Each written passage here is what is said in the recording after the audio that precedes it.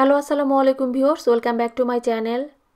আজকের পর্বে সম্পূর্ণ নতুন এবং ভিন্নধর্মী একটি শীতের পিঠার রেসিপি আপনাদের সঙ্গে শেয়ার করছি। এই পিঠার রেসিপিটি আসলে আমার আম্মার কাছ থেকে শেখা।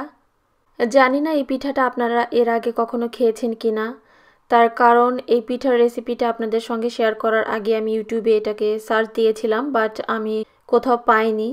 তো শেষমেশ মায়ের রেসিপিটা মায়ের কাছ থেকে নিয়েই আপনাদের সঙ্গে শেয়ার করা। আর একটা কথা, সেটা হচ্ছে এই পিঠাটা কিন্তু খেজুরের গুড় দিয়ে বানানো হয়। আর আমার কাছে খেজুরের গুড় ছিল না, তাই আমি চিনি দিয়ে আজকে বানিয়ে দেখাচ্ছি। রেসিপি ভালো লেগে থাকলে প্লিজ লাইক, কমেন্ট এবং শেয়ার করতে ভুলবেন না। সেই সঙ্গে আমার চ্যানেলটাও সাবস্ক্রাইব করা অনুরোধ রইল।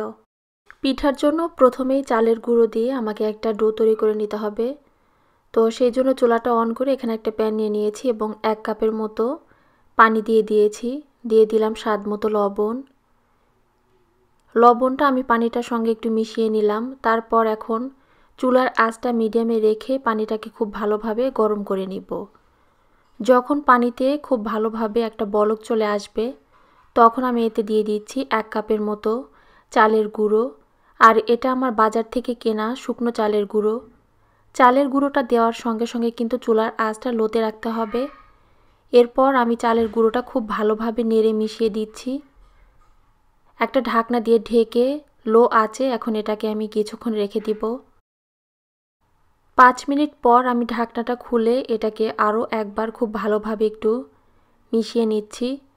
আর এই পর্যায়ে এসে যদি দেখেন যে এই ডোটা তৈরি করতে আরও কিছুটা পানির প্রয়োজন হবে, অর্থাৎ এটা অনেকটা ড্রাই হয়ে এসেছে, তো সেক্ষেত্রে আপনারা এখানে সামান্য পরিমাণে গরম পানি অ্যাড করতে পারেন। গরম পানিটা দেওয়ার পর খুব ভালোভাবে এটাকে নেড়ে মিশিয়ে দিতে হবে। তারপর এটাকে ঢাকনা দিয়ে ঢেকে দিলেই দেখবেন যে ডোটা একদম পারফেক্টলি তৈরি করা যাবে। খুব ভালোভাবে আমি এটাকে মিশিয়ে নিয়েছি। এরপর একটা ঢাকনা দিয়ে ঢেকে আমি চুলার উপর রেখে দিব 5 থেকে 10 মিনিটের জন্য, এবং চুলার আঁচটা কিন্তু এই পর্যায়ে আমার বন্ধ থাকবে।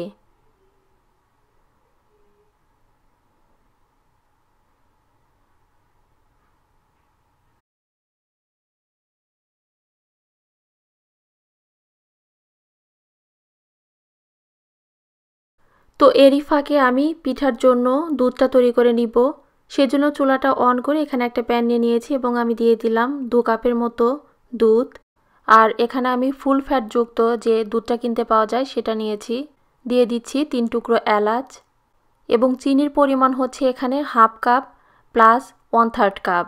মিষ্টির পরিমাণটা আপনারা চাইলে আপনাদের টেস্ট অনুযায়ী বাড়িয়ে বা কমিয়েও নিতে পারবেন। ডেসিকেটেড কোকোনাট দিয়ে দিচ্ছি 1/4 কাপের মতো, তবে আপনারা চাইলে ফ্রেশ নারিকেলটা কুড়িয়েও দিয়ে দিতে পারবেন। নারিকেলটা দেওয়ার পর এটাকে আমি মিশিয়ে নিয়েছি। এখন আমি এতে দিয়ে দিচ্ছি 1/4 কাপের মতো গুঁড়ো দুধ। সব কিছু খুব ভালোভাবে মিশিয়ে নিব এবং মিডিয়াম আঁচে কিছুক্ষণ এটাকে জাল করে নিব। আর আপনাদেরকে এখানে একটা কথা বলে রাখছি, এই পিঠাটা তৈরি করা হয় আসলে খেজুরের গুড় দিয়ে, তবে আমার কাছে খেজুরের গুড়টা না থাকার কারণে আমি চিনি দিয়ে তৈরি করছি। আপনাদের হাতের কাছে খেজুরের গুড় থাকলে আপনারা অবশ্যই চেষ্টা করবেন খেজুরের গুড়টা দিয়ে এই পিঠাটা বানিয়ে নিতে। এতে করে পিঠার টেস্টটা অনেকটা বেড়ে যাবে। বেশ কিছুক্ষণ সময় নিয়ে আমি এই দুধটাকে জাল করে নিয়েছি, আর ইতিমধ্যে দুধটা অনেকটা ঘন হয়ে এসেছে। এখন চুলাটা অফ করে দিয়ে এটাকে আমি চুলা থেকে নামিয়ে নিব এবং একটা ঢাকনা দিয়ে ঢেকে রাখব। ডোটাকে আমি একটা মিক্সিং বোলে নিয়ে নিয়েছি। সামান্য পরিমাণে ঘি আমি হাতে মেখে নিচ্ছি। এখন এই ডোটাকে খুব ভালোভাবে মথে নিব। আর চেষ্টা করবেন ডোটা যখন হালকা গরম থাকবে ঠিক সেই অবস্থায় এটাকে খুব ভালোভাবে মথে নিতে, কেননা ডোটা যদি ঠান্ডা হয়ে যায় তো সেক্ষেত্রে এটা মথে নেওয়া যাবে না, অনেকটা শক্ত হয়ে যাবে। ডোটাকে আমি খুব ভালোভাবে মথে নিয়েছি। একটা পেপার টাওয়াল আমি ভিজিয়ে খুব ভালোভাবে পানি ঝরিয়ে নিয়েছি। এখন সেই ভেজা পেপার টাওয়ালটা দিয়ে এখন এই ডোটাকে আমি ঢেকে দিচ্ছি। এতে করে ডোটা আর ড্রাই হয়ে যাবে না। সামান্য পরিমাণে ডো দিয়ে এখন একটা পাতলা রুটি বেলে নিচ্ছি। আর চেষ্টা করবেন রুটিটাকে যতটা সম্ভব পাতলা করে বেলে নিতে।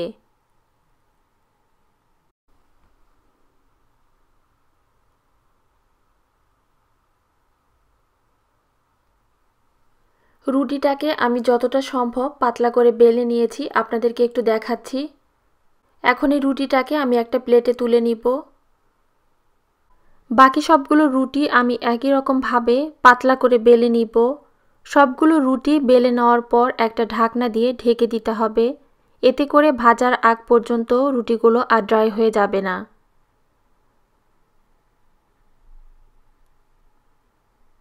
রুটিগুলো বানিয়ে নেওয়ার পর এখন আমি রুটিগুলোকে ভেজে নিব। সেজন্য চুলাটা অন করে এখানে একটা প্যান নিয়ে নিয়েছি। প্যানটা গরম হয়ে যাওয়ার পর এখন একটা রুটি আমি দিয়ে দিলাম। চুলার আঁচটা মিডিয়াম থেকে কমিয়ে উল্টে পাল্টে রুটিগুলোকে ভেজে নিতে হবে। আর এই রুটিগুলো ভাজার সময় অবশ্যই খেয়াল রাখবেন যেন রুটিগুলো পুড়ে না যায়। একটা রুটি আমার ভাজা হয়ে গিয়েছে। এখন এই রুটিটাকে আমি তুলে সরাসরি দুধের শিরায় দিয়ে দিচ্ছি। আর এই দুধের শিরাটা কিন্তু একেবারে গরম থাকা যাবে না, মোটামুটি গরম থাকতে হবে। খুব বেশি গরম থাকলে কিন্তু এই রুটিটা দেওয়ার পর রুটিটা গলে যেতে পারে। এখন প্রত্যেকটা রুটি এক এক করে ভেজে নিয়ে আমি সরাসরি এই দুধের শিরায় দিয়ে দিব। আর প্রত্যেকটা রুটি ভেজে নেওয়ার আগে চেষ্টা করবেন প্যানটা খুব ভালোভাবে মুছে পরিষ্কার করে নিতে। এতে করে রুটিগুলো ভাজলে আর লাল হয়ে যাবে না। সবগুলো রুটি ভেজে নেওয়ার পর আমি রুটিগুলোকে দুধের শিরায় ভিজিয়ে রেখেছিলাম 1 ঘন্টার জন্য। 1 ঘন্টা পর আমি রুটিগুলোকে আপনাদেরকে একটু তুলে দেখাচ্ছি। দেখুন দুধটা টেনে রুটিগুলো কিন্তু অনেকটা রসালো এবং তুলতুলে হয়েছে। এরপর একটা সার্ভিং ডিশে আমি এগুলোকে তুলে নিচ্ছি। আমার কাছে এই দুধ পিঠাটা ঠান্ডা খেতে সবথেকে বেশি ভালো লাগে। আপনারা চাইলে এই পিঠাটা সার্ভ করার আধা ঘন্টা আগে নর্মাল ফ্রিজে রেখে এটা কিছুটা সময়ের জন্য ঠান্ডা করে নিতে পারেন। আশা করছি সহজভাবে দেখানো দুধ পিঠার আজকের এই রেসিপিটা আপনাদের সবার অনেক ভালো লেগেছে। আপনারা সবাই অনেক ভালো থাকবেন, আমাদের সবার জন্য দোয়া করবেন। আল্লাহ হাফেজ।